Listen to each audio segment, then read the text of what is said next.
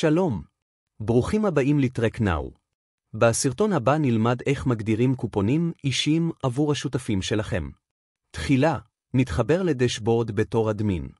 נרחיב את תפריט השותפים מימין ונלחץ על ניהול קופונים.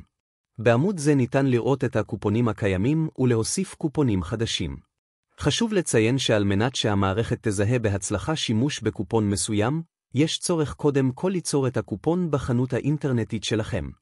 ברגע שהגדרתם את הקופון בחנות, נלחץ על אוסף חדש. נבחר את הקמפיין שאליו הקופון רלוונטי.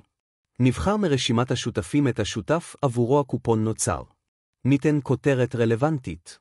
נבחר את סוג התשלום לשותף בין אם זה אחוזים או עמלה קבועה עבור רכישות שהתבצעו עם הקופון שלו. נקבע את גובה העמלה. ונגדיר את הקופון עצמו. חשוב שערך הקופון שאתם מכניסים יהיה זהה לערך הקופון שהגדרתם בחנות שלכם. לסיום, נלחץ על שמור.